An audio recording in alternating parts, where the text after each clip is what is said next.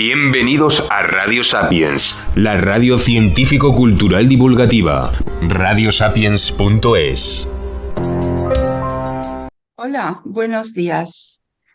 Hoy, a pesar de este calor sofocante que tenemos por aquí, bueno, supongo que por toda España, vamos a entrevistar a Karen Jiménez Orenga, que es investigadora valenciana y está realizando su tesis doctoral en la Universidad Católica de Valencia dentro del grupo de investigación dirigido por la doctora Elisa Oltra.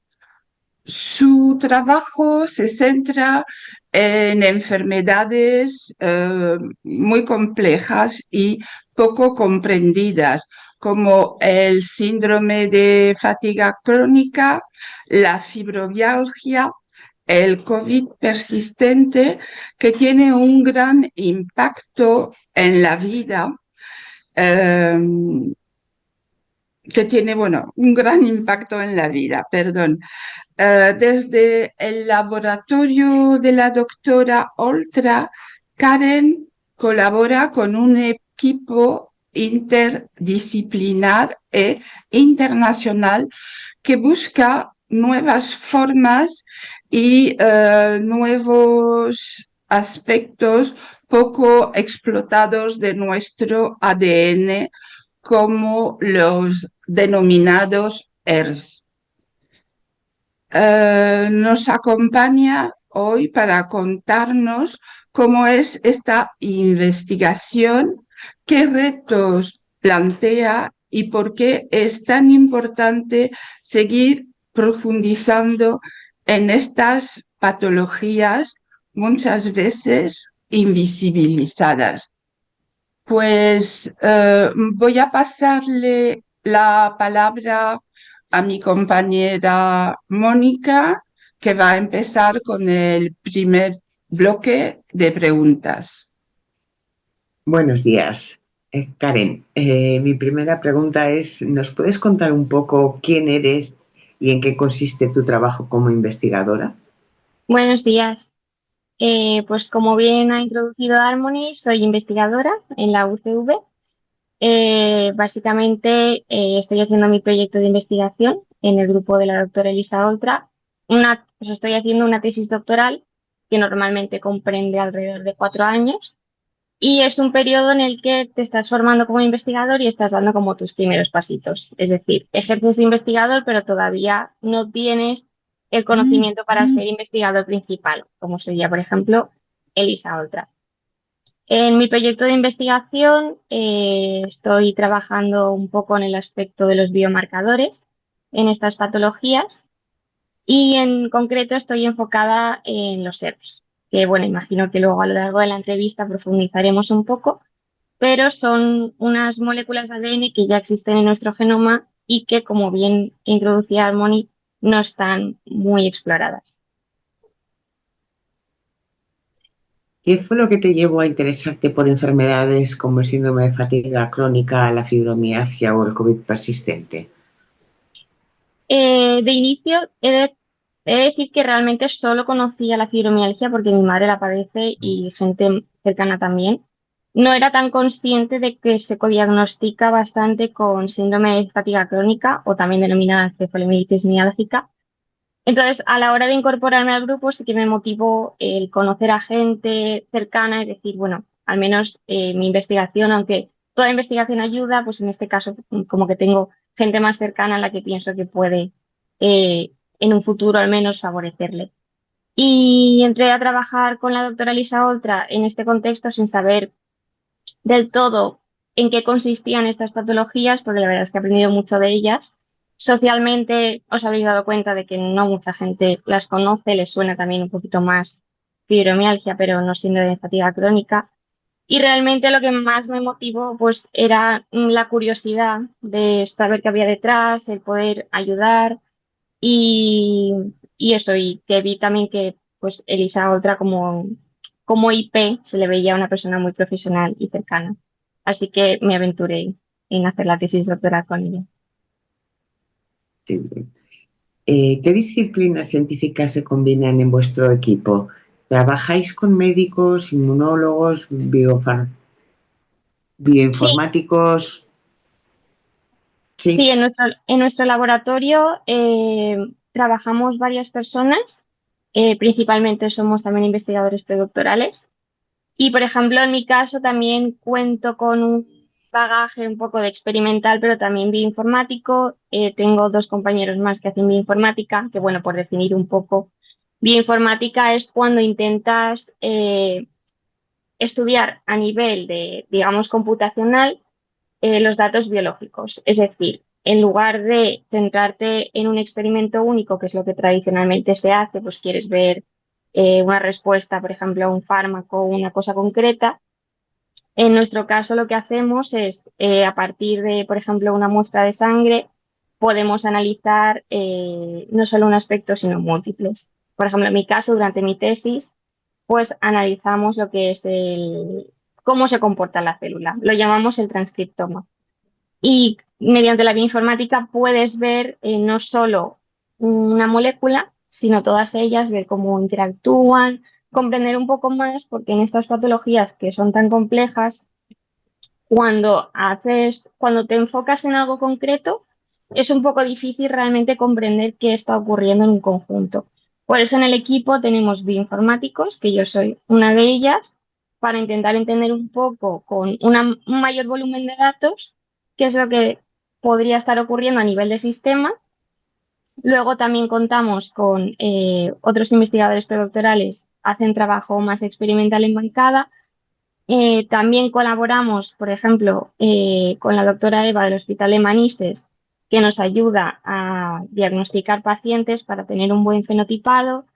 Y también colaboramos internacionalmente con otros investigadores que tienen o perfil médico o perfil investigador. Es más o menos un poquito el conjunto de nuestro grupo. ¿Cuál dirías que es la línea común que une todos los proyectos de vuestro grupo de investigación? Nuestra línea común sería la búsqueda de biomarcadores para diagnóstico, es decir, cuando nos referimos al biomarcador es alguna molécula del cuerpo, algo que puedas medir, que sea objetivo y que te pueda servir para identificar si alguien tiene una patología u otra, que por ejemplo es especialmente importante tanto en síndrome de fatiga crónica como en fibromialgia porque la sintomatología es muy solapante. Y ahora con el COVID persistente también, aunque es cierto que con el caso del COVID persistente al menos puedes saber si se desarrolló después de la pandemia. Pero bueno, también hay casos de síndrome de fatiga crónica post-COVID. Entonces, la parte de biomarcador es muy relevante en estas enfermedades y es en lo que principalmente nos basamos todos. Yo, por ejemplo, estoy enfocada en ERPS, alguna otra compañera está enfocada en pues, otras moléculas del sistema inmune, etcétera. Y todos trabajamos en conjunto para ello. Es verdad que, a pesar de que busquemos biomarcadores, al final terminamos contribuyendo también a entender un poco de qué forma funcionan estas patologías complejas. Pero el foco principal es en biomarcadores. Sí. Eh, ¿Tenéis colaboraciones con otros países? ¿Qué os aportan estas colaboraciones? Y también quería preguntarte si participáis con hospitales y clínicas. Sí, colaboramos. De hecho, somos un grupo que intentamos colaborar cuanta más gente mejor. Tenemos colaboraciones en distintos países europeos, por ejemplo, con un grupo alemán, otro grupo francés, también con un grupo americano de Estados Unidos. Y siempre intentamos hacer proyectos en conjunto en los cuales o bien intercambiemos muestras porque ellos hacen un análisis que nosotros no podemos, o bien, bueno, y eso también es muy útil porque si en las mismas muestras hacemos varios análisis, llegas a comprender mucho mejor sobre el individuo que estás estudiando. Y bueno, aparte de compartir muestras, también hacemos, bueno, técnicas en común, por eso mismo, porque cada uno tiene una especialidad y al final hacer colaboraciones te lleva a lograr resultados mucho más lejos porque estás al final aunando no solo conocimientos, sino también recursos y trabajando en común. Es como unir dos, tres equipos, todas las personas que seamos. Sí que intentamos trabajar con hospitales, principalmente por el aspecto de las muestras también.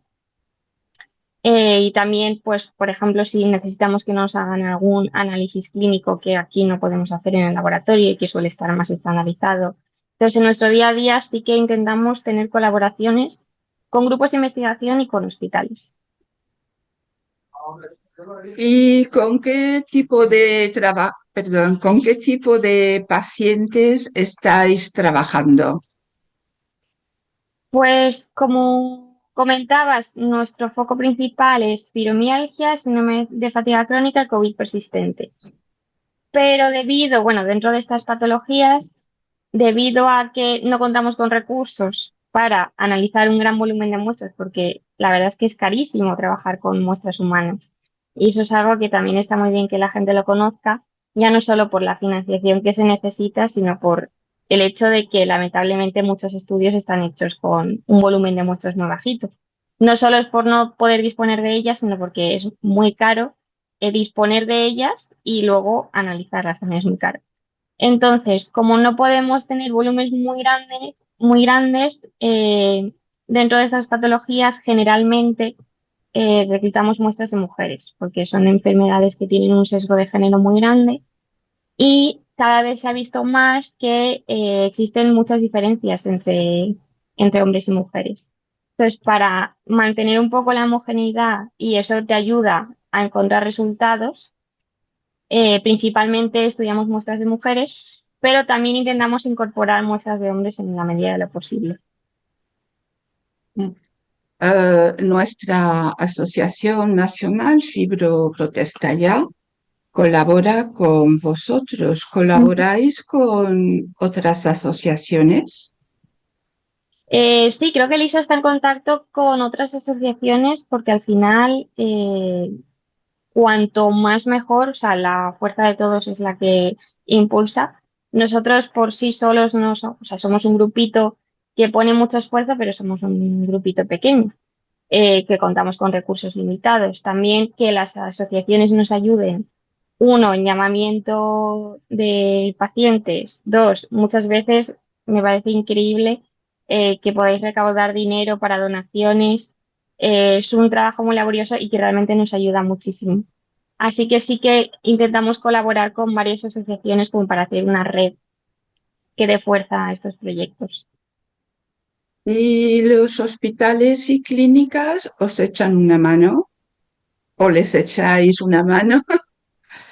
Bueno, con referencia a los hospitales, el contacto más directo que tengo es con, como comentaba, la doctora Eva Martín de Manises. A ella sí que yo particularmente le puedo agradecer infinitamente porque al trabajar en biomarcadores sí que se necesita muy bien contar con o sea, se necesita contar con un experto que pueda identificar con su criterio subjetivo y todo su conocimiento eh, lo que sería fibromialgia de síndrome de fatiga crónica de COVID persistente. Porque cuando queremos encontrar biomarcadores, si yo en mi investigación cuento con que esta persona está diagnosticada de fibromialgia o de codiagnóstico de encefalomielitis miálgica y fibromialgia, realmente cuando quiero encontrar qué es único para esa persona, estoy contando con el criterio de Eva, por ejemplo. Es verdad que luego en mis resultados se puede reflejar o no que la doctora clínica haya hecho un buen diagnóstico. Por ejemplo, en el estudio de los ERVs que estoy haciendo, fue bastante sorprendente que se separaban muy bien, entonces era como un doble apoyo de contar con una especialista que está muy cualificada, más nuestros resultados que sí que separaban acorde a su criterio, entonces como que reforzaba que estábamos realmente estudiando lo que creíamos que estábamos estudiando. Y por otro lado, nuestra otra colaboración sería pues eso, la recogida de muestras, el crear colecciones, porque yo también lo desconocía, parecía un proceso muy sencillo, pero lo he ido aprendiendo a través de Elisa. Realmente hacer colecciones de biobanco es una tarea que lleva muchísima burocracia, es muy complejo, ya aparte del coste de la parte humana, etcétera, a nivel burocrático es muy complejo, lleva mucho tiempo. Así que sí que intentamos trabajar con biobancos para agilizar un poco. De acuerdo, Mi gracias. siguiente pregunta casi me la has respondido, porque ¿cómo decidís qué tipo de muestras o enfoque usar en cada estudio? Supongo Bueno, que Eva hace un pequeño cribaje y a partir de ahí mm, seguís vosotros. exacto. Cuando contamos con una colección que ha venido del diagnóstico de EVA, sí, porque al final EVA pues, tiene también recursos limitados, tiempo limitado y no está en contacto con gente de, por ejemplo, otros países. Entonces, cuando intentamos expandir el número de muestras, ya tienes que empezar a creer o trabajar con que la persona, pues el diagnóstico que le venga de otro doctor clínico, pues sea el correcto o que cuadre con tus resultados. Ese es uno de los, digamos, no problemas, sino dificultades que te encuentras cuando investigas en una patología que no está 100% definida y que tiene mucho solapamiento con otras patologías de las que también estudiamos. El problema que te encuentras es que a veces tus resultados, o bien si lo llevas a un mayor volumen de muestras, no se repiten, no se replican, o bien porque tus pacientes son muy heterogéneos, o bien porque realmente no lo estás viendo en la persona que creías. Por ejemplo, imagínate que encuentro un posible marcador de fibromialgia y accedo a, se denomina normalmente cohortes, pero a muestras de otro biobanco que vienen de otros clínicos y me dicen que esa persona tiene fibromialgia. Pero a lo mejor no solo tiene fibromialgia, también ha sido diagnosticada de síndrome de fatiga crónica. Entonces, ese biomarcador que para mí era exclusivo de fibromialgia, ya no lo veo tan distintivo en esa persona porque realmente el diagnóstico no era a lo mejor el adecuado. Esta es un poco la problemática como el huevo y la gallina en lo que trabajamos para encontrar biomarcadores y por lo que también es muchas veces complicado. Y también en relación a eso, pues principalmente trabajamos, o sea, una vez ya tienes a tus pacientes, con lo que trabajamos principalmente es con muestra de sangre. Y dependiendo del estudio, pues te quedas con una parte de la muestra de sangre, porque en la sangre tenemos plasma, tenemos células. Y, por ejemplo, en mi parte que se dedica a ver qué ocurre en las células del sistema inmune, pues sí que me quedo con las células sanguíneas, porque quiero ver los linfocitos, etcétera, pues cómo se comportan en esta patología, que además, bueno, en estas patologías que además parece que tienen un fuerte componente inmune. Mientras que, por ejemplo, en el proyecto de una compañera, ella trabaja principalmente con plasma, porque lo que quiere ver son moléculas que se encuentran libres en la sangre. Y eso lo que lleva es que cada uno pues participe, bueno, trabaje con una parte de la muestra. Que está muy bien porque así en la misma muestra puedes ver como distintas capas, distintas cosas. A ver, una parte muy llamativa de la investigación, de vuestra investigación, es que estudiáis algo llamado retrovirus, endógenos humanos, EPS. ¿Nos puedes Ujú. explicar con palabras sencillas qué son y por qué los tenemos en nuestro ADN? Sí, de hecho, si no se llega a comprender del todo, os animo a seguir haciéndome preguntas o decirme, mira, Karen, esto no se llega a comprender porque para mí el objetivo principal es trasladar lo que hacemos. Yo ya los entiendo, pero quiero que vosotras los entendáis. Entonces, el genoma humano, así para grosso modo, pues se compone de distintas fracciones. Una fracción es lo que siempre se ha estudiado, que son lo que se denomina comúnmente genes. Es decir, lo que se acaba convirtiendo en una proteína, haciendo una función, etcétera. Pero realmente eso solo es el 2%. Es decir, del 100%, un 2% es lo que se ha estudiado hasta ahora. significa que tienes un 98% que no sabes lo que hace. Lo que se ha ido viendo es que de ese 98, pues distintas fracciones cumplen distintas funciones que se desconocían previamente. Cuando digo se desconocían previamente, pues es hace ya unos cuantos años, pero al principio, pues cuando estaba avanzando la ciencia, no se conocía muy bien la función del genoma humano. Y dentro de del genoma humano, existe una fracción que es el 8% que son estos ERVs. Es decir, realmente es como 4 veces mayor que la que tradicionalmente se venía estudiando. ¿Y qué son estas secuencias? Realmente estas secuencias son como virus que se fijaron en el genoma, pero realmente hace miles de millones de años, hace muchísimo, muchísimo tiempo. ¿Cómo se pudieron fijar estos virus? Igual que ahora durante la pandemia pues tenemos COVID, etcétera, normalmente el virus te afecta a partes corporales que realmente no, por más que te afecte, por ejemplo, un pulmón, si tienes un hijo, tu hijo no va a heredar ese virus porque ese virus está en tus pulmones. Pues estos virus, para realmente fijarse en nuestro ADN, lo que consiguieron es infectar lo que se llama la línea germinal, es decir, lo que al final daría lugar a los gametos, los óvulos, lo que se va a transmitir a tu descendencia. Y a lo largo de millones de años, esos virus en el genoma, pues claramente el cuerpo tenía que reaccionar a ellos y digamos que silenciarlos. Es decir, tú no quieres una secuencia que obviamente te va a generar una respuesta inmune porque es viral. Entonces empezaron a quedar como enterraditos en el genoma y algunas de estas secuencias, aunque parezca sorprendente, contribuyeron a la evolución del ser humano porque aunque tenemos una definición de que el ser humano es como que somos únicos, realmente estamos compuestos de nuestras células humanas, bacterias, que las necesitamos para sobrevivir, y virus.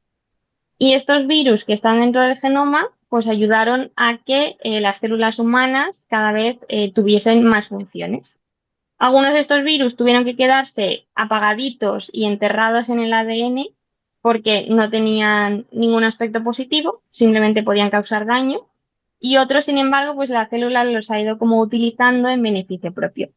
Entonces, estos ERVs, realmente como son un 8% con respecto al 2% que se estudia tradicionalmente, te dan una visión más amplia de lo que puede estar ocurriendo a nivel celular.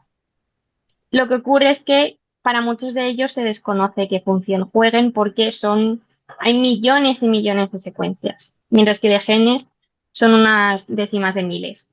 Puedes contar con 30.000 genes, 20.000, pero de estas secuencias ERVs, millones, tienes muchísimas. Y bueno, no sé si ha quedado un poquito comprensible qué son estas secuencias. Y no sé Yo si creo la que pregunta... otro día tendrás que volver a explicarlo. Bueno, Solo eso. en resumen es ADN nuestro. Vino de Sí. origen viral, pero realmente es ADN nuestro. O sea, se Mm, puede considerar completamente humano a día de hoy. sí. Bueno, habías contestado ya en gran parte a la pregunta que te iba a hacer, así que te voy a formular la siguiente. Em, ¿Qué tipo de material estáis utilizando para estudiar los ERS? Los SERPs los podrías estudiar normalmente a nivel de ADN, porque están en tu ADN, o a nivel de cuando el ADN como tal, para que tenga un efecto en tu organismo, tiene como que se llama expresarse, es decir, hay como en la biología molecular básica tienes tu ADN, que es el mismo en todas las células de tu cuerpo, entonces si es el mismo, tu cuerpo no debería tener nada distinto. Pero lo que implica que, por ejemplo, una mano sea una mano y un pie sea un pie, es cómo utilizas tu ADN. Es como lo que denominan un libro de recetas que tienes que elegir qué receta.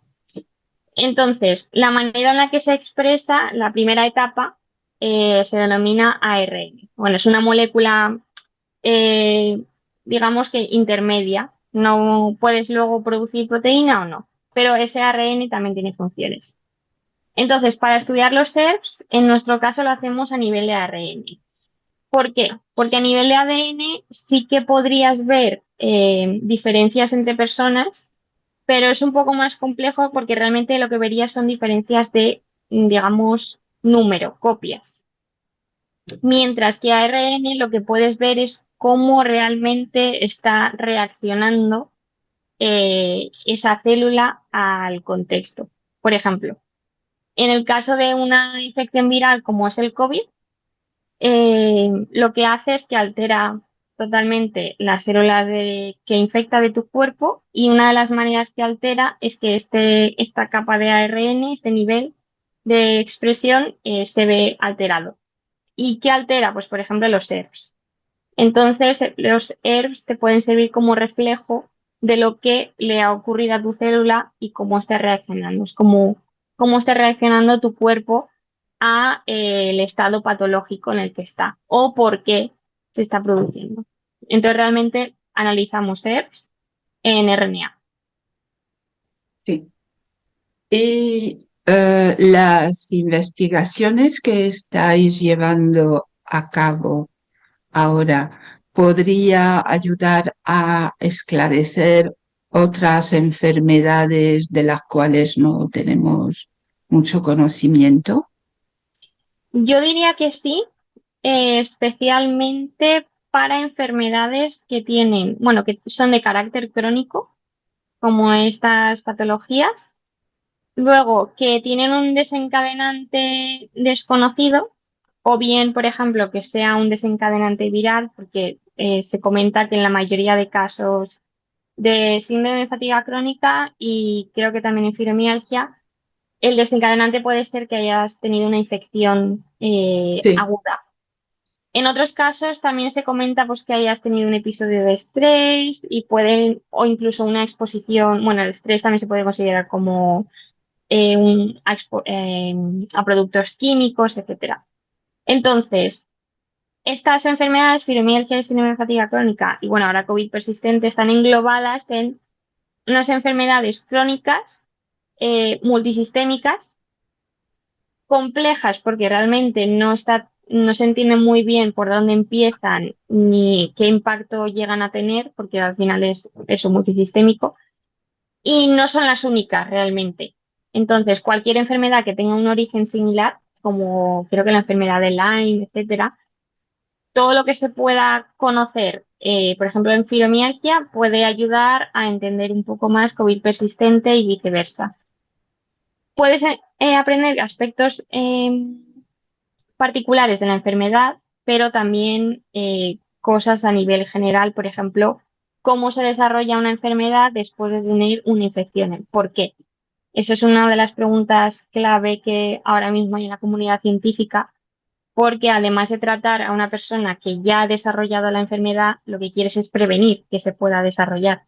Y es muy importante saber por qué. Porque en algunas personas, tras tener una infección, no se recuperan y acaban desarrollando una patología crónica de este nivel. Entonces yo diría que sí que ayuda. gracias. De nada. Sí, le paso el Además, turno a sí, Mónica. a ver, me voy a desconectar un poco. Además de los EPS, ¿habéis visto cambios en el sistema inmune de estas personas? ¿Qué relación hay entre ambos? Sí, en el estudio que publicamos recientemente, en bueno, una revista que se denomina eLife, lo que vimos fue que, bueno, contábamos con una muestra de pacientes que era síndrome de fatiga crónica, fibromialgia, o los que tenían codiagnóstico de ambas y un grupito de controles. Y lo que vimos es que, por un lado, el perfil este de ERP sí que permitía diferenciar cada uno de los grupos, que realmente es un hallazgo muy interesante porque a día de hoy se han encontrado muy poquitos biomarcadores que puedan diferenciar las tres patologías. Por ejemplo, nuestro grupo de investigación es bastante puntero en este campo porque incorporamos todos los grupos de estudio. Por ejemplo, hay otros grupos de investigación que trabajan con fibromialgia en controles. y aunque eso te ayuda a entender qué ocurre en el estado patológico, realmente no sabes si hay algo común, como por ejemplo síndrome de fatiga crónica, realmente no puedes encontrar un biomarcador si no lo tienes en tu grupo de estudio. Entonces, en eso somos bastante punteros y nuestro perfil de ERS fue sorprendente porque sí que ayudaba a separar y nos dio esperanzas de que podía tener un carácter biomarcador. Otra de las cosas que encontramos es que, curiosamente, dentro del grupo de síndrome de fatiga crónica, que parecía ser el más afectado de ERS, eh, podías ver dos subgrupos. Esto tiene mucho sentido porque los pacientes no se comportan de manera homogénea.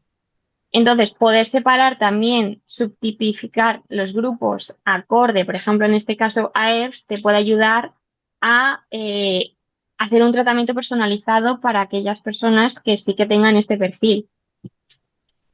Y aparte del perfil de ERS, lo que sí que vimos es que este perfil de ERS estaba totalmente correlacionado con un sistema inmunitario alterado. Es decir, estos ERPs, aunque bueno, se expresan en nuestro estudio como se basa en células del sistema inmune, pues lo que vemos es que este perfil está alterado en células del sistema inmune y que realmente esta alteración sí que tiene que ver con una disfunción de las células inmunitarias. Lo que no sabemos todavía es si los ERPs pueden estar causando esa disfunción, es decir, alterando tu sistema inmune, porque como tienen un origen viral, pueden estar creándote una respuesta autoinmune que realmente te provoque todo ese conjunto de síntomas. O por otro lado, los ERPs pueden ser como un reflejo de lo que ocurre, porque sí que se conoce que los ERPs también se influencian por un contexto inflamatorio. Es decir, pueden ser o causa o consecuencia. Pero lo que sí que hemos visto es que tanto los ERPs como el sistema inmune en nuestros pacientes sí que están alterados, al igual que en otros pacientes, otros países, etcétera. O sea, es un hallazgo consistente. ¿Nos podrías poner, si tienes a mano en el chat, el enlace del estudio? Sí, por supuesto. Porque es importante bueno, esa investigación salga a la luz y que más gente tenga acceso a ello. Exacto. Y de hecho, cualquier duda, porque normalmente cuando publicamos artículos, claro, esta es una de las barreras de la ciencia y es que el lenguaje es bastante complejo, aunque he de decir que estoy muy sorprendida de que, aunque normalmente se espera que un artículo científico se entienda mejor por alguien que trabaja en algo similar a lo tuyo, estoy sorprendida de que muchas veces sé que desde asociaciones de pacientes leen artículos y entienden perfectamente lo que se explica. Así que sí que, bueno, lo acabo de pegar en el chat, os animo a leerlo, pero si necesitáis cualquier aclaración, estoy encantada de explicar lo que sea, porque también es Muchas verdad que es muy complejo, tiene un lenguaje muy técnico y sí que me gustaría que al final llegase a quien tiene que llegar, que no solo es nuestros hallazgos a la clínica, sino también a quien padece una enfermedad, que entiendan un poco lo que se está investigando en el campo. Sí, es importante, por Perdona, eso. si quieres también lo mandas al email de la asociación o a mi WhatsApp y Perfecto. así lo ponemos en la página. Y todos tus artículos también o los de tu grupo nos los puedes enviar. ¿Eh? Perfecto. Sí, es una gran idea. Ujú. Este estudio yo lo compartí ya la semana pasada en la página porque estoy bastante al día de las nuevas investigaciones, pero sí que quisiera que, bueno, pues se vuelva otra vez a poner y que haya más interacciones. Pues muchas Gracias, gracias. Karen. A vosotras. También habéis visto activaciones de estos virus antiguos, era lo que nos estabas comentando, en pacientes con COVID persistente.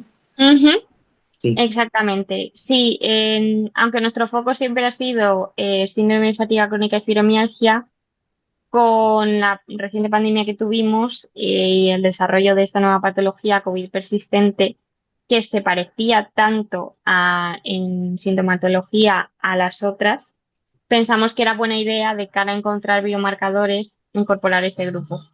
Y sí que hemos encontrado que también hay una gran activación de estos SERPs, pero totalmente distinta. Todavía no hemos publicado estos resultados, aunque sí que hemos publicado algún artículo relacionado, en el que hemos visto que este perfil también podría diferenciar el grupo de COVID persistente. En este caso también es bastante lógico que haya una alteración, porque como os decía, las infecciones, una vez has sido infectado y te ha pillado de manera relativamente reciente, porque COVID persistente se diagnostica a partir de los 3-6 meses, presentando todavía síntomas. Es muy reciente con respecto a los generalmente 7-8 años que termina siendo una persona diagnosticada posiblemente tras haber realmente desarrollado la patología en fibromialgia o en síndrome de fatiga crónica. Entonces, en esta ventana de, digamos, 6 meses, todavía se puede ver que la infección viral ha alterado completamente el sistema inmune del paciente y con ello también los SERPs.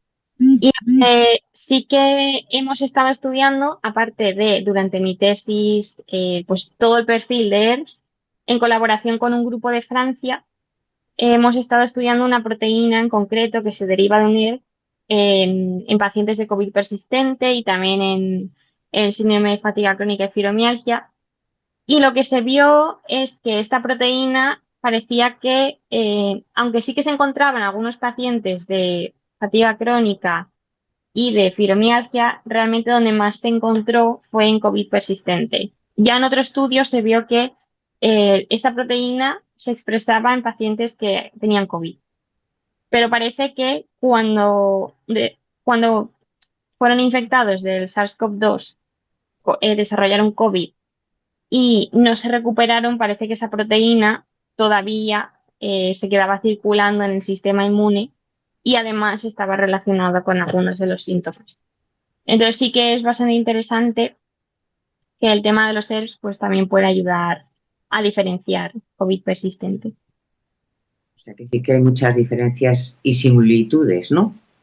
Exactamente. Según el aspecto en el que mires, por ejemplo, no en los ERPs, sino en otras moléculas, hay muchísimas similitudes, también algunas en el perfil de ERPs, pero es verdad que sí que hay bastantes diferencias. Mi hipótesis personal, aquí mojándome mucho, es que realmente estas diferencias que vemos a día de hoy son sobre todo porque no contamos con el mismo tiempo tras la infección. Por ejemplo, si pudieses diagnosticar perfectamente síndrome de fatiga crónica tras una infección y lo comparases con COVID persistente, teniendo ambos el mismo tiempo de enfermedad, digamos 1 año, yo creo que no serían tan distintos como ahora es el COVID persistente de la encefalomielitis miálgica, bueno, de síndrome de fatiga crónica, Claro, porque son enfermedades que en tiempo son muy distantes.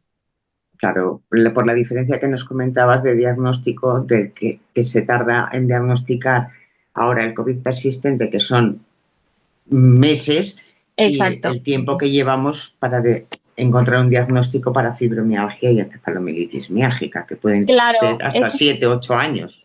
exactamente. Y además una de las barreras para realmente comprender qué está pasando en encefalomielitis miálgica es esta, que para cuando por fin recibes un diagnóstico, digamos que el investigador se ha perdido toda la fase de desarrollo primera de la enfermedad. Entonces no podemos verla porque esa persona todavía no tenía diagnóstico, no sabían lo que tenía. Y eso es Claro. una parte muy valiosa para entender qué le ha ocurrido a esa persona, por qué no se ha recuperado. Ajá. Claro, por eso es importante incluir el grupo de COVID persistente, porque sabemos el desencadenante y es más cercano. Exacto. Y es sorprendente que a pesar de saber el desencadenante, el- los pacientes, cada uno tiene también un perfil distinto. O sea, no por tener un único desencadenante, el perfil que desarrollas es exactamente igual. Supongo que tiene otros factores implicados y eso, más fácil porque ya sabes por qué se ha desarrollado y puedes trazar un poquito el hilo conductor, pero también complejo. Pero bueno, te ayuda a entender por comparativa eh, qué ha podido también suceder en encefalomielitis miálgica, por ejemplo. Fenomenal. Harmony. Gracias. Puede ser que infecciones como la del SARS-19, COVID-2, perdón, despierten estos virus. Sí, efectivamente. Como estábamos comentando, las infecciones virales es uno de los principales causas de que estas secuencias se activen. Realmente también por explicar un poquito, eh, estos ERVs están en nuestro ADN, pero realmente hay algo que se denomina epigenética, que es la que lo mantiene pues silenciado, digamos. La epigenética es la que dicta de lo que está escrito en nuestro libro ADN, qué es lo que de verdad se tiene que expresar y lo que no. Y es algo muy importante la epigenética. El problema es que la epigenética también es sensible al ambiente. Bueno, es importante a nivel evolutivo porque te permite adaptarte a lo que ocurre a tu alrededor, pero no eres inmune a lo que ocurre. Entonces, cuando llega una infección viral, te altera toda la epigenética y te hace que lo que no tendría que estar expresándose se exprese. Y eso, en el caso, por ejemplo, de los ERVs, pues te lleva a que multitud de secuencias que de manera, en un estado sano no tendrían que estar allí, se estén expresando y seguramente pues tu cuerpo tiene una reacción ante ellas. Está detectando una secuencia, digamos, externa al final, porque su origen no deja de ser viral, aunque ya sea parte de nosotros. Ujú. ¿Y qué papel juega la inflamación, em, crónica en el sistema inmune en estas enfermedades, según lo que habéis visto y estudiado hasta ahora? En lo que se ha visto, tanto por nuestro grupo como por otros, es que tanto en fibromialgia como en síndrome de fatiga crónica, los pacientes presentan un estado inflamatorio. Es decir, tu sistema inmune está como reactivo, está reaccionando, por un lado, contra ti, o sea, porque hay lo que se denominan autoanticuerpos. Normalmente cuando tienes una infección, tu cuerpo desarrolla anticuerpos, por ejemplo, con el COVID, para combatirlo y sanar. Pero en este caso, cuando tienes un sistema inmune que no es funcional, es decir, ha llegado un agente externo, podría ser también una infección, y lo ha alterado. Entonces, su respuesta ya no es la respuesta habitual de estar en un estado, digamos, tranquilo, pero ahí pausadito por si pasa algo, sino que realmente reacciona contra ti mismo y te ocasiona una respuesta inmune, autoinmune. Entonces, esto es un hallazgo que sí que se ha visto de manera consistente en casi todos los estudios que se han hecho. Y, por ejemplo, en nuestro grupo, trabajando con ERVs, una de las teorías que barajamos es que, bueno, bien, este sistema inmune alterado también, a su vez, favorece que los ERVs se activen. Entonces, como que digamos que si hipotetizamos un poco qué podría estar pasando, es que ese agente externo, denominémoslo infección viral, infección bacteriana o fúngica, un estrés, lo que sea, ha alterado tu sistema inmune y lo que ha hecho es que se despierten esos ERVs que normalmente están silenciados. Esos ERVs, como tienen un origen viral, también hacen que tu sistema inmune esté reaccionando, lo cual hace que se perpetúe esta activación de ERVs en el tiempo. Y esto podría ser lo que realmente llevase a ese estado crónico inflamatorio, es el tener de manera endógena algo que constantemente le está diciendo a tu sistema inmunitario que tenemos que seguir combatiendo, tenemos que seguir batallando y llega un punto en el que tu cuerpo no puede compensarlo. Y por eso al final tienes un sistema inmune desregulado, debilitado, con todos los problemas que te acarrea pues, tener inflamación en general, etcétera. Entonces sí, en nuestro grupo también se ha corroborado que hay problemas del sistema inmunitario. ¿Y vuestras investigaciones actuales van a poder ayudar a los que os van a seguir a tener una idea más clara y más concisa de lo que nos está pasando? Yo espero que sí, porque por poquito que parezca que se avanza, todo hallazgo ayuda. O bien porque te abre una nueva vía de conocimiento que no estaba, o bien porque refuerza. Por ejemplo, los hallazgos que he podido hacer con mi tesis doctoral, realmente, como no se ha estudiado antes el tema de los ERPs en estas patologías, digamos que están como asentando un principio en esto. Entonces, cuando lleguen otros grupos y continúen estudiando los ERPs o nosotros en un futuro, realmente podremos consolidar cada vez más. Entonces, todas las investigaciones que hacemos siempre contribuyen a avanzar en el conocimiento de estas patologías. También un aspecto que me parece muy importante es que si eh, puedes ver una alteración a nivel biológico en una muestra, le estás realmente dando una respuesta a esa persona que sufre esta patología de que de verdad hay un fundamento detrás, o sea, en su cuerpo tiene una patología real, y eso también es algo muy importante a, a consolidar en esta sociedad. Validar, Gracias. Ujú. validar, ¿no? Lo que los pacientes algunas veces nos quejamos de que, claro, son pruebas subjetivas, es un diagnóstico Exactamente, clínico y esto ayudaría a validar. exactamente. A validar primero para los pacientes para decir sí, o sea, efectivamente esto está ocurriendo, pero también de cara a la sociedad que no comprende muchas veces que esta patología es real y la desconoce y también un poco, aparte de validar, el comprender qué ocurre también, yo creo que ayuda a que tus familiares y amigos te entiendan mejor, porque si tú le dices, tengo esta patología que consiste en esto, una vez sepamos totalmente en qué consiste, ahora mismo tenemos una idea de cómo funciona la patología, pero realmente no lo sabemos 100%.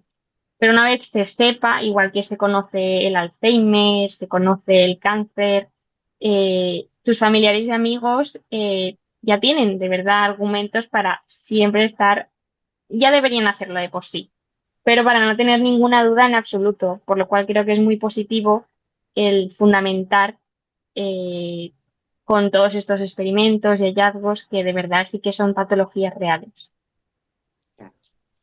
¿Crees que podría servir para clasificar mejor a los pacientes y adaptar tratamientos según su perfil? Sí, sí, cuando encuentras biomarcadores, rara vez, ojalá, pero muchas veces cuesta encontrar un biomarcador que sea único para todos los pacientes de, por ejemplo, encefalomielitis miálgica, pero porque el perfil no es idéntico. Siempre tienes mucha heterogeneidad, pero dentro de la heterogeneidad puedes encontrar como, le llamamos subgrupos, como que puedes hacer grupitos de personas que tienen ciertas cosas en común. Entonces, con los ERPs, en este estudio que os he compartido el enlace, sí que hemos visto que, por ejemplo, en encefalomielitis miálgica teníamos como dos grupos. Y curiosamente, uno de esos grupos estaba mucho más afectado que el otro. Es decir, no solo es que digas tiene ERPs más desregulado, sistema inmune más alterado, sino que también a nivel de, por ejemplo, los cuestionarios de síntomas tenían peores puntuaciones. Entonces, como que se reflejaba tener una mayor alteración con tener realmente un peor perfil sintomático. Y creo que ayudaría a identificar subgrupos de pacientes y una vez tienes ese subgrupo, realmente puedes proporcionarles algo personalizado. Por ejemplo, en esta colaboración que tenemos con el grupo de Francia, que estudiamos esta proteína de ERP, que también os pasaré algunos artículos, se llama ERP-WM. En ese grupo, pues también tienen una compañía y ellos realmente se dedican a desarrollar un anticuerpo contra esta proteína, intentando pues mejorar, por ejemplo, porque esta proteína se descubrió para esclerosis múltiple, lo cual quiere decir que si la encontramos nosotros también en COVID persistente, no es única de COVID persistente, pero sí que puede ser estar implicada en la inflamación que se observa en la enfermedad, en neurodegeneración, etcétera. Pero esto lo que sí que nos indica es que si encontramos un grupo de pacientes con un perfil muy concreto, sí que podemos desarrollar un tratamiento para ellos, que lamentablemente no sirva para todos, sí, pero si al menos puedes ayudar, digamos, a un 10%, es muchísimo mejor que nada. Y posiblemente porque sea muy complejo encontrar algo que sea adecuado para todo el mundo, aunque es lo que nos encantaría encontrar. En la práctica, pues sería complicado. Bueno, sería ensayo-error, como en otras muchas patologías, que unos Exacto, tratamientos funcionan mejor y otros en personas y en otras personas peor. exacto. Bueno, ¿qué haría falta, Karen, para que estos avances lleguen a la práctica clínica, por ejemplo, en los hospitales o centros de salud? Una de las cosas que haría falta y que es fundamental es validar.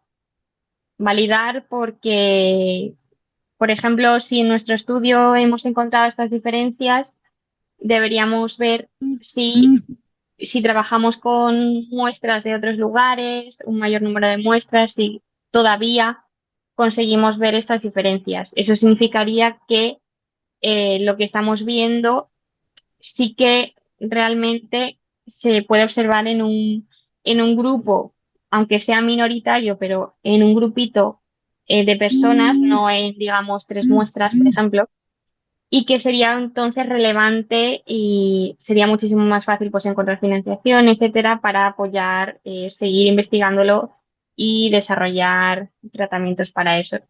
Y otra de las cosas que se necesitan y también es bastante importante es que, por ejemplo, ahora mismo con el tema de los ERS, pues los estudios que hacemos son complejos y caros.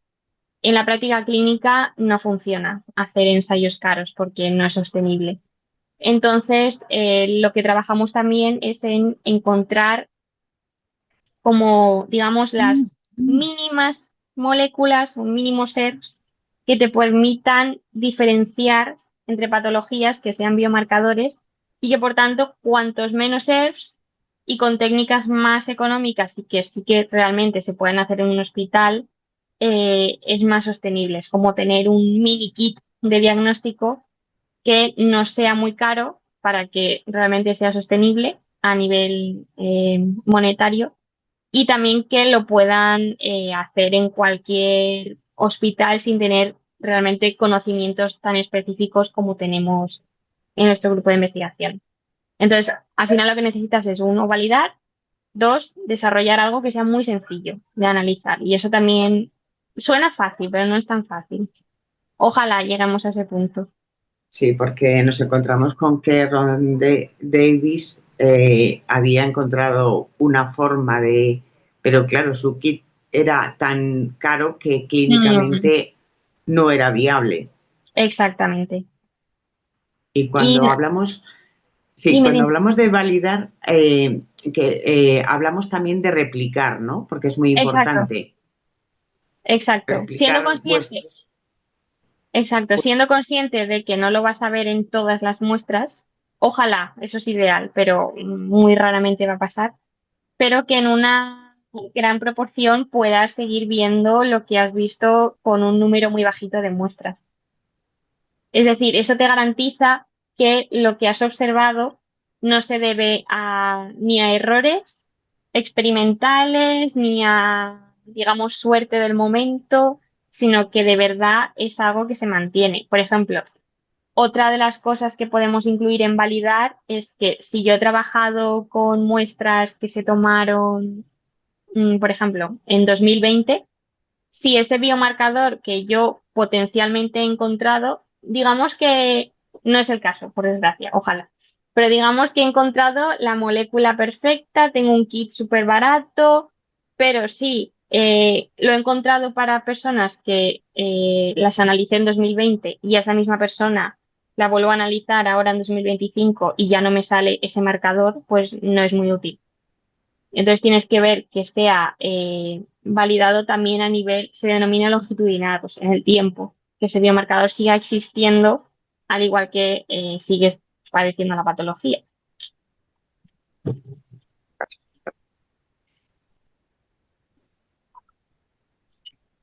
Harmony. Sí, he tenido problemas técnicos y estoy un poco perdida. ¿Cuánto tiempo crees que puede pasar hasta que esta ciencia se convierta en una herramienta real para médicos y pacientes? Pues me gusta esta pregunta porque creo que es necesario discutirla porque el tiempo es muy variable. Realmente, desde el punto de vista de los investigadores, nos encantaría decir, sí, hemos descubierto esto y el próximo año ya va a haber algo disponible, pero no sería realista. La realidad es que puedes encontrar algo que luego no sea posible llevarlo a la clínica o al revés, que encuentres algo que afortunadamente sea viable llevarlo a la clínica en muy poco tiempo y que además también pues confluya en el hecho de que encuentres algo y que digamos que tengas el apoyo económico para desarrollarlo, etcétera. Entonces, no existe un periodo concreto, pero desgraciadamente en general todo va más lento de lo que nos gustaría. Así que ojalá tuviésemos una sorpresa de una vista de 2 años decir hay algo, pero es muy complejo. Por eso sí que me gusta esta pregunta para no desmotivar, porque creo que es importante seguir teniendo el foco, pero realmente tener en cuenta que por mucho que se trabaje intentando encontrar biomarcadores, es bastante complejo en todos los sentidos, en el nivel de investigación, de burocracia, de dinero, y encontrar una solución a corto plazo es bastante difícil. Y quería preguntarte que qué barreras sociales estáis encontrando al estudiar estas enfermedades tan poco conocidas. La principal barrera diría que nadie conoce, que son estas patologías. En el caso de fibromialgia, pues sí que aún puedes encontrar a alguien que te diga, ay, sí, conozco a alguien que lo padece, etcétera, me suena ese nombre, con muchos como me suena, pero no saben en qué consiste. En el caso de la encefalomielitis miálgica o síndrome de fatiga crónica, nadie conoce lo que es.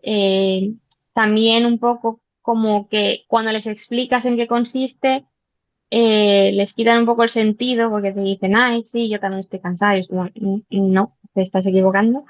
Hay muchísima sintomatología aparte del cansancio y claramente no es un cansancio al que podamos estar experimentando la mayoría de personas. Entonces, realmente la Ujú. primera barrera es que si la sociedad no apoya estas patologías, uno, porque no lo conoce, o dos, porque no se las crea. Luego, a nivel también económico, pues es un poco más complejo conseguir ayudas, pero sí que en los recientes años está siendo, digamos, más favorecedor conseguir ayudas porque está habiendo más evidencia científica. Es decir, la evidencia científica te ayuda a que ya no tengan que creérselo, sino que le estás enseñando que sí que existe, que es real. Y estoy viendo aquí una pregunta. A nivel médico sí que lo conocen, pero hasta donde tengo entendido, también pues eso, a través de médicos que conozco, no existe excesiva educación respecto a ellas. Que eso también es un problema porque al final quien lo sufre es el paciente porque no recibe el diagnóstico adecuado, aunque no exista un tratamiento curativo, también el tratamiento paliativo, si hay algo disponible, pues tampoco lo reciben, etcétera. Entonces, entre la comunidad científica sí que te van a decir que lo conocen, pero yo creo que hay un poco de todo. no hay suficiente. Considero que también debería ¿Crees? educarse más. ¿Y crees que algún día estos avances que tenéis llegarán a la práctica clínica? Sí, sí, sí, sí, por supuesto. Yo puedo comentar que ahora recientemente, bueno, en los próximos meses voy a terminar mi tesis doctoral, aunque continuaré investigando. Y en Mm. estos próximos meses no va a pasar porque es un proceso bastante lento. Pero sí que soy bastante joven todavía, así que me gustaría ver que en los próximos años, uno, que hubiese de verdad un kit de diagnóstico objetivo, porque es muy necesario, tanto para la persona ser diagnosticada y poder trabajar en base a ello, y también que reciba toda la ayuda que necesita, sino también de cara a la investigación, que haya un diagnóstico correcto, pues también hace que avance muchísimo más la investigación. Y, y ya se me ha ido de la cabeza. También es verdad que de cara, o sea, bueno, de cara al tema médicos y tal, pues eso, lo que acabamos discutiendo antes. Todo lo que al final descubrimos, pues ayuda a que también tengan ellos más conocimiento de lo que está sucediendo, porque un médico, la información que le llega a los médicos realmente se origina de las investigaciones. Ellos tienen todo el marco teórico que surge de que alguien en un laboratorio haya estado investigando o un médico investigador, etcétera. Entonces, todo lo que podamos aportarles para que ellos luego lo sepan y lo apliquen, perfecto. Y si leen vuestras investigaciones, porque hay algún terapeuta que sigue sin saber nada. Eso es Ya lo que he comprobado. es que además también, al igual que un investigador, intuyo que un médico y especialmente pues, en fibromialgia en síndrome de fatiga crónica, que se conoce tan poco, necesitas estar como, no renovándote, pero educándote continuamente. No puedes decir a día de hoy ya no voy a leer nada y ya todo lo que sé es lo que existe. No es verdad, porque continuamente se hacen avances y eso es en lo que consiste al final la ciencia, en continuar comprendiendo un poco y la idea es que vayamos de la mano, investigadores y Claro. médicos. Mm. Sí, sí. Mónica, te Sí. paso. Vuestro grupo es pequeño, nos decías, ¿no? Exacto. Eh, ¿Qué retos tiene un grupo con respecto a la investigación en estas enfermedades crónicas tan poco entendidas? ¿Cuál Pues es bueno, vuestro primero, mayor reto?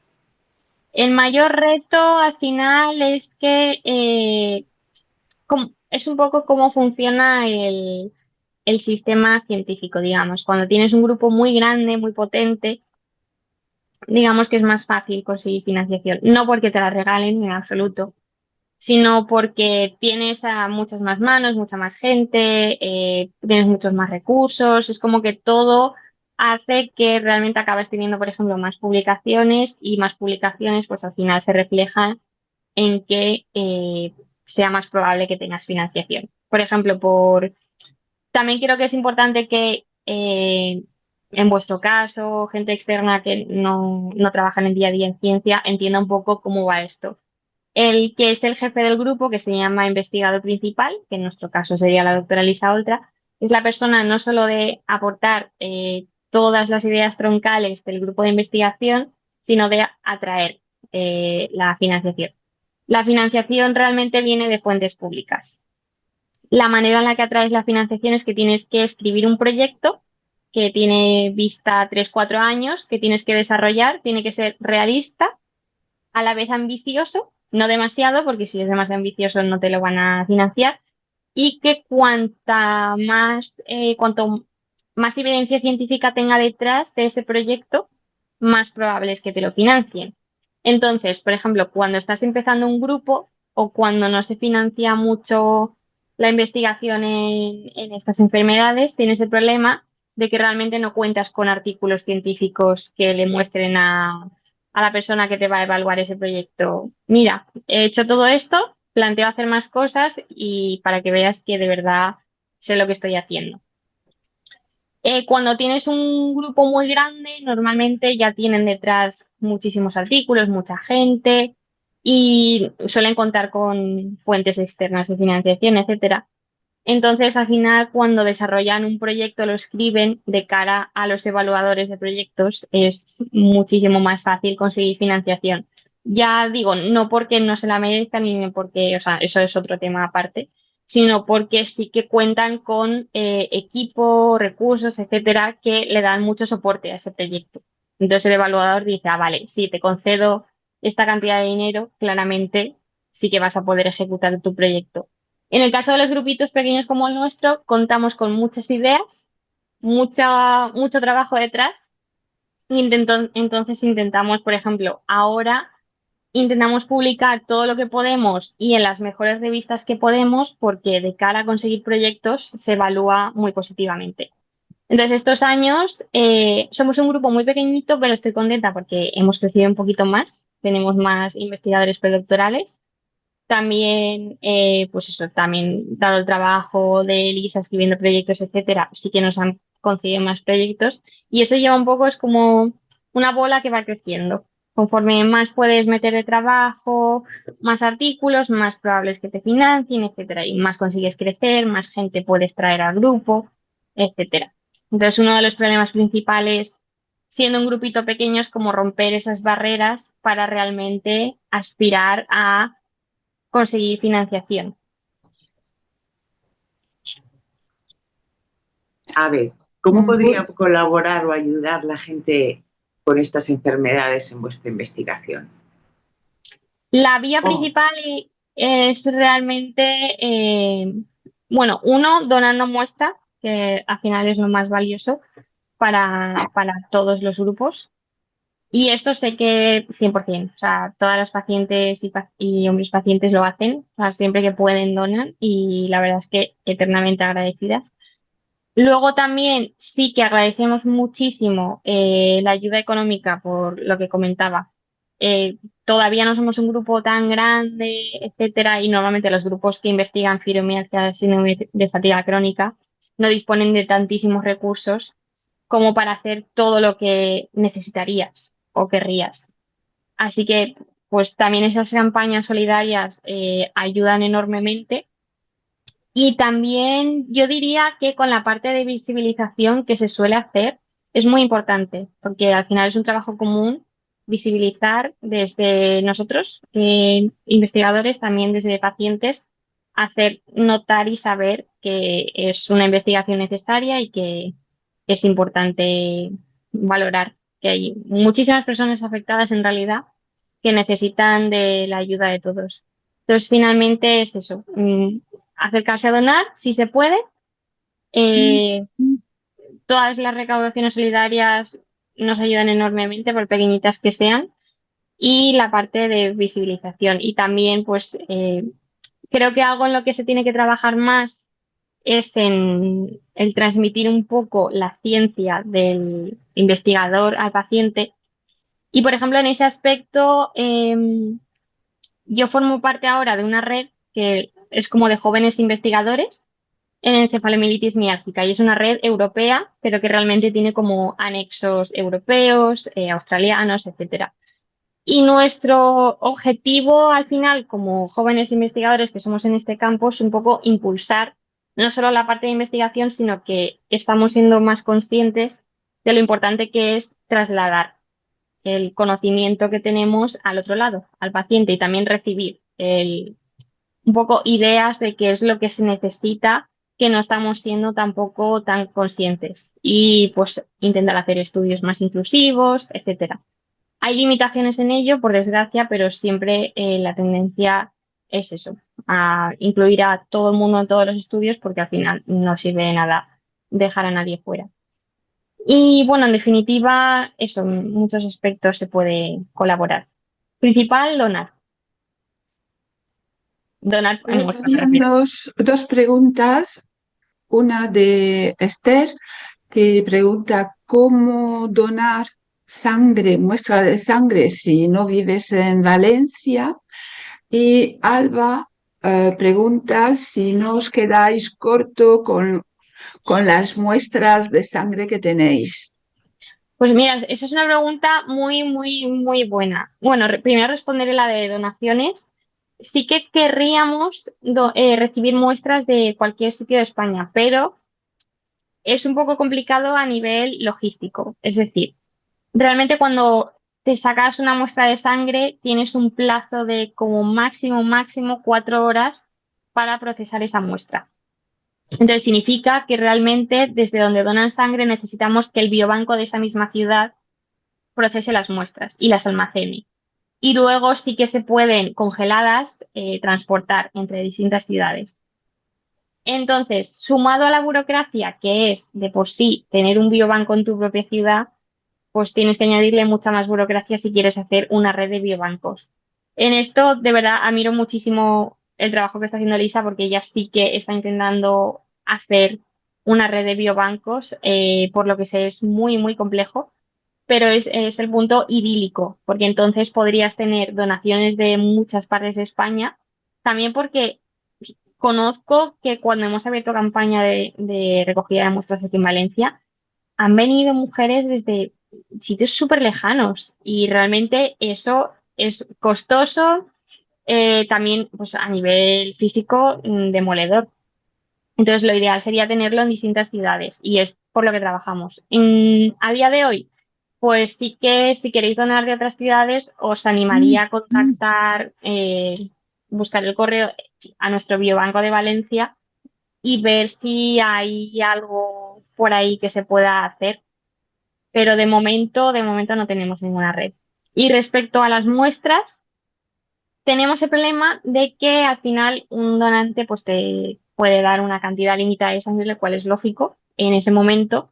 Y sí que es verdad que puedes, pues recontactar a la persona si la persona lo acepta en el formulario, la puedes recontactar y en un futuro volver a pedir que vuelva a donar. Y es de hecho lo que estamos haciendo recientemente para ver que estos biomarcadores de verdad que con el tiempo siguen manteniéndose, porque si no, no son tan útiles.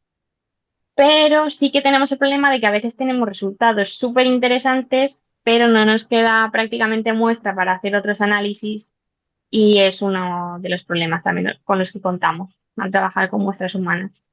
Pero eso requiere pues mucha planificación detrás para usar la muestra lo mejor posible. Y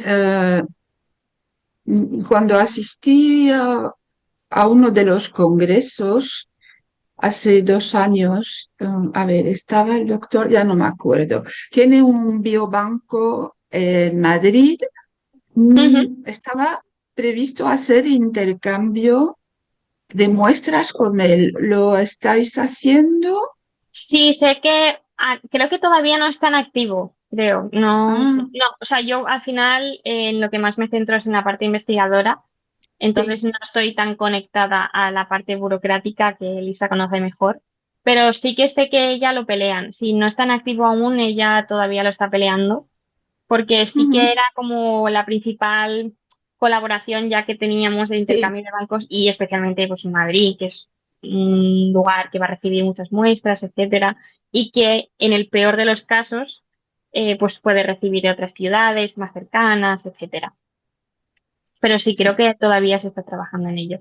No puedo confirmarlo porque no soy yo la encargada de Vale, hacerlo. sí, de acuerdo. Creo Bueno, que en el y Congreso de octubre Elisa dijo que todavía no estaba en no funcionamiento. estaba. No, que fue Vale. cuando nosotros desde la asociación nuestra hicimos la donación al grupo de investigación, y estamos pendientes de que Biobanco se pueda desplazar a nuestra zona a recoger las muestras. Mm, O sea exacto. que ahí tendréis un aporte grande y creo que también otra donación. Qué guay. Dejo ahí. De hecho, bueno, miles de gracias, pero también me ha venido ahora a la cabeza que cuando queremos tener cohortes, o sea, muestras de pacientes, es verdad que una de las limitaciones que encontramos es que de lo que menos tenemos muestras normalmente es de encefalomielitis miálgica. O bien porque están codiagnosticadas con fibromialgia, o bien, pues, no sé realmente el motivo, aparte de que claramente, pues si tienes un estado de afectación demasiado grave como para desplazarte, eso es muy limitador. También cuando hemos abierto campaña, sé que muchas veces pues a última hora la persona en concreto no se ha podido acercar porque ese día se levantó muy mal y es totalmente comprensible. Entonces, por eso también pues intentamos tener, creo que el biobanco abre distintas rondas, etcétera. Y uno de los idílicos que se trabaja en el campo, no me refiero ya aquí en España, sino a nivel de toda Europa, se intenta, se está intentando desarrollar cómo realmente, de manera sin que sea tan costoso, recoger muestras a domicilio para poder acceder a esas personas que realmente no pueden moverse de sus hogares. Pero eso es mucho más complejo. Estoy leyendo algo en el Bueno, chat. tendréis pacientes diagnosticados de encefaliomelitis, Exacto. fibro. De lo que más tenemos es codiagnóstico de ambas. Pero como al final trabajamos en biomarcadores de los tres estados, es decir, que tengas solo una de las dos o que tengas ambas. Porque sí que hemos visto en nuestro estudio que, sorprendentemente, eh, tener codiagnóstico no significaba tener el mismo perfil que las dos, pero unido, o sea, sumado. Era como un perfil distinto. Entonces significa que si tienes ese codiagnóstico realmente es como, podemos denominarlo como una tercera condición, no es exactamente lo mismo. Y de lo que más padece la gente es del codiagnóstico, entonces nos cuesta más encontrar de o solo fibromialgia, pero del que más de solo encefalomielitis miálgica. Pero quizás, Karen, Bueno, no es pues por un perdón. desconocimiento de los clínicos con respecto a la encefalomelitis miálgica. Podría ser, al final es pues lo que comentaba. Si no tienes de verdad, digamos, tu clínico de confianza, como tenemos a Eva, la pobre, eh, tienes que confiar en que la persona, pues digamos, que venga de otra ciudad, a la que en nuestro caso nuestra querida Eva no puede acceder, pues que tenga un diagnóstico de verdad lo más, no podemos decir correcto porque al final no existe un biomarcador, pero lo más afinado posible, es decir, que su clínico haya tenido en cuenta todos los escenarios posibles y de verdad me diga, acorde a todo lo disponible hoy en día, siendo que no hay biomarcador, esta persona pues de verdad cumple criterios para tener una, dos o ambas. Entonces, contamos también con ese problema. Puede ser que algunas de las personas que nos vienen con codiagnóstico de cara a nuestros análisis no parezcan codiagnóstico, pero claro, ya tienes un poco ese enfrentamiento. ¿Qué hacemos? ¿Creemos simplemente lo que vemos a nivel molecular y probamos a ver simplemente cuántas personas cumplen este criterio? ¿O creemos a ciegas con lo que vienen? Es uno de los problemas también que nos encontramos. Bueno, pues la última pregunta de esta entrevista tan interesante.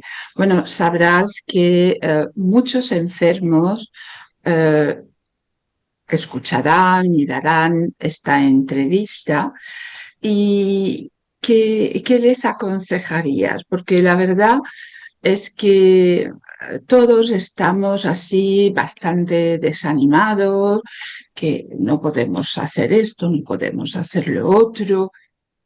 ¿Qué les dirías? Lo que les diría como investigadora que soy, no como Sí, médico, es que por favor que no pierdan la esperanza. Yo siempre intento dar todos los datos de la manera más realista porque considero también que crear esperanzas falsas no ayuda en absoluto. Es decir, si te digo que voy a tener un kit de diagnóstico el próximo año, pues es dar una esperanza falsa. Pero sí que les animo a no perder la esperanza en este sentido porque sí que, aunque todavía no tengamos una respuesta definitiva, todos los grupos estamos trabajando mucho, colaboramos mucho entre nosotros, es decir, es un campo que en lugar de ser competitivo, somos todos como bastante equipo, porque anteponemos bastante o sea, digamos, la futura salud del paciente con respecto a lo que es el ego científico, digamos. Entonces les animaría a no perder la esperanza porque por lento que realmente acabe siendo esto, por economía, limitación de muestras, etcétera, siempre estamos avanzando, todo lo que hacemos siempre avanza, nunca estamos estancados. Y con el tiempo me refiero, ahora que tenemos estos pasitos hechos, pues ya podemos empezar a dar pasos más grandes. Cuanto más conozcamos, es como que no es, al final no es lineal. El conocer una enfermedad no es lineal. Al principio es muy difícil, pero una vez conoces más, luego acaba siendo muchísimo más rápido y ya llega un punto en el que parece que todo empieza a cobrar sentido. Así que sí que animaría a la gente a, por favor, nunca perder la esperanza. Seguir creyendo también en la ciencia, porque de verdad creo que es muy importante en general para las sociedades hacer ciencia, que ponemos todo nuestro esfuerzo, que al final somos personitas trabajando en su día a día con días mejores y peores, pero sí que ponemos toda nuestra energía y nuestro tiempo, porque no podemos dejar de pensar en lo que hacemos en esto, así que eso, que también mucha suerte porque sé que en el día a día, a pesar de que nosotros hagamos todo lo que podemos, pues del otro lado siguen padeciéndolo. Y nada, pues que juntos al final llegaremos a un puerto que es el que queremos llegar todos. Muchas gracias, Karen. Muchas Yo A tengo, gracias. vosotras. tengo una pequeña percepción, Karen. Dime. Parece desde 1969 que se reconoció la encefalomielitis miágica como enfermedad Mm, por la OMS, como que en los últimos 10 años o así es como que ha evolucionado mucho más que los muchos años anteriores. exactamente. ¿Puedes, ¿Es una percepción real la que tengo? Sí, sí, de hecho incluso muchas veces lo puedes observar en PubMed, que es el centro principal de referencia de artículos. Tú intentas, o sea, pones, por ejemplo, encefalomielitis miálgica, normalmente en inglés es ME/CFS. Si lo pones en PubMed, verás que con los años cada vez hay más artículos. Esto se produce, uno, porque al final, poquito a poco se va construyendo más evidencia y cuanta más tienes, más rápido avanzas, pero también por el componente dos. Cuando ya empiezas a tener evidencia, ya no puedes dejar libre el argumento de cada persona de me lo creo o no me lo creo, sino te estoy demostrando que de verdad esta patología existe. Entonces los grupos, al final, la sociedad acaba dando más dinero a la investigación.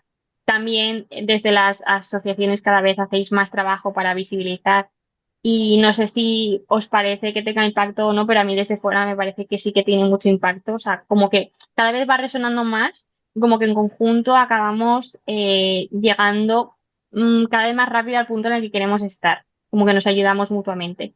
Entonces sí, o sea, lo que hemos ido haciendo con los años, bueno, digo yo realmente llevo 4 añitos de tesis, pero llevaré más en el futuro de investigadora en este campo, pero lo que se ha ido construyendo sí que cada vez crece más rápido.